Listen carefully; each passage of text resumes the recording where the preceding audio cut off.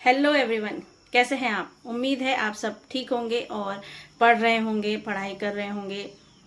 तो दोस्तों, जो अपनी पढ़ाई में मेहनत करते हैं उन्हें बाद में कम मेहनत करनी पड़ती है, और जो पढ़ाई में मेहनत नहीं करते उन्हें बाद में ज़्यादा मेहनत करनी पड़ती है। इसलिए मेहनत तो हमें करनी ही पड़ेगी, चाहे पहले हो या बाद में हो। इससे अच्छा पहले हम कम मेहनत करके भविष्य को ब्राइट बना सकते हैं, अच्छा बना सकते हैं।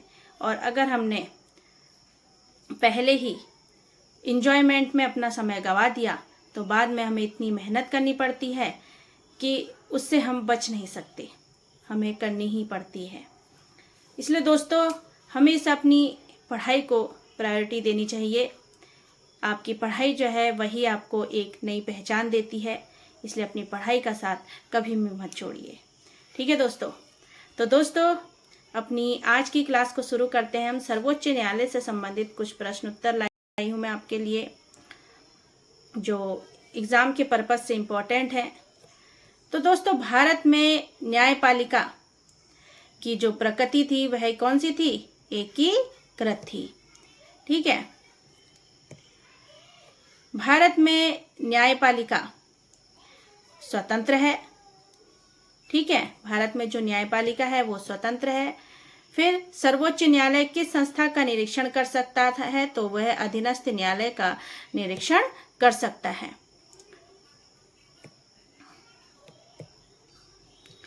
किस अनुच्छेद के तहत उच्चतम को सलाहकार बनाया गया है? तो वह अनुच्छेद 143। न्यायिक पुनर्विलोकन, तो न्यायिक पुनर्विलोकन का जो अधिकार है वो किसे है? उच्चतम न्यायालय को है। निम्नलिखित में से भारत के किस मुख्य न्यायाधीश ने राष्ट्रपति के रूप में काम किया है? तो वह है जस्टिस हिदायतुल्ला। कौन है? जस्टिस हिदायतुल्ला। ठीक है। उच्चतम न्यायालय की सबसे पहली महिला न्यायाधीश कौन थी? तो वह थी फातिमा बीवी। कौन थी? फातिमा बीवी थी।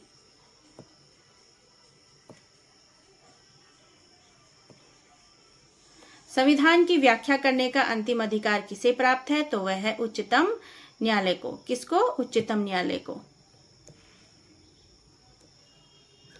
सर्वोच्च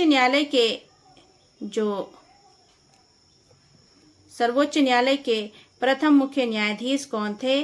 तो वह थे हीरालाल जे कानिया।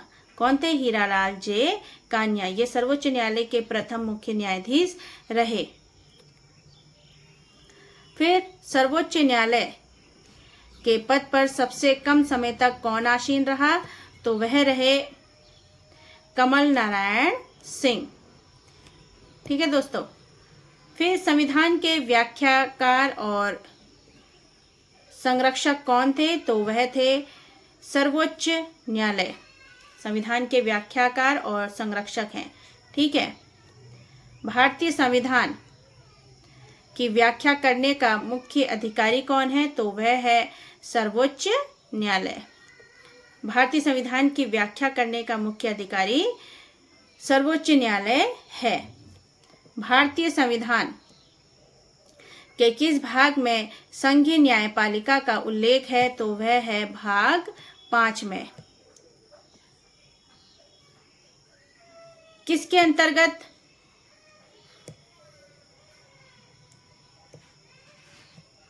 अंतर्गत भारत में सर्वप्रथम सर्वोच्च न्यायालय की स्थापना हुई है? तो वह हुई है रेगुलेटिंग एक्ट अधिनियम 1773, जो हमने पढ़ रखा था।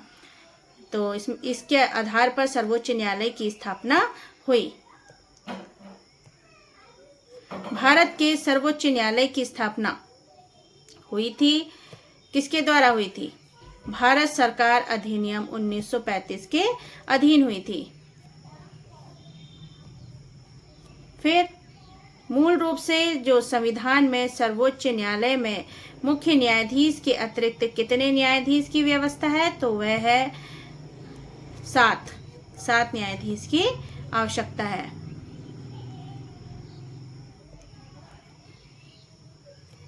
उच्चतम न्यायालय के न्यायाधीशों की संख्या में वृद्धि करने की शक्ति किसके पास है? तो तो वह है संसद के पास। उच्चतम न्यायालय के जो न्यायाधीश हैं उनकी संख्या में वृद्धि करने की शक्ति जो है वो संसद के पास होती है। भारत के जो मुख्य न्यायाधीश हैं उनकी नियुक्ति कौन करता है? तो उनकी नियुक्ति करते हैं भारत के राष्ट्रपति।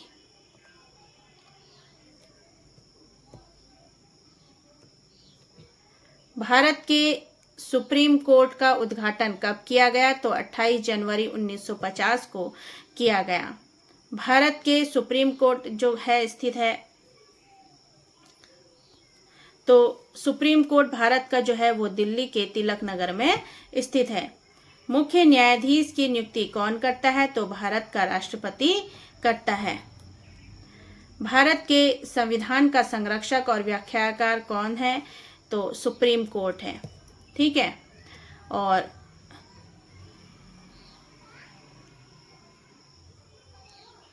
भारतीय संविधान के भाग 5 के अनुच्छेद 124 से 147 में सर्वोच्च न्यायालय के किन विषयों के बारे में वर्णन किया गया है? तो सुप्रीम कोर्ट के संगठन में स्वतंत्रता, अधिकार क्षेत्र, शक्तियों एवं प्रक्रियाओं के बारे में वर्णन किया गया है। तो भारतीय संविधान के भाग 5 में अनुच्छेद 124 से 147 तक सर्वोच्च न्यायालय के किन विषयों के बारे में वर्णन किया गया है? तो सुप्रीम कोर्ट का संगठन, स्वतंत्रता, अधिकार क्षेत्र, शक्तियां एवं प्रक्रियाओं के बारे में वर्णन किया गया है।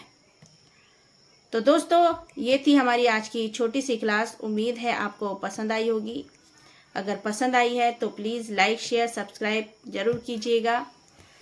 और मिलते हैं आपसे अपनी अगली क्लास में। तब तक के लिए अपना ध्यान रखें, स्वस्थ रहें, खुश रहें। Thank you.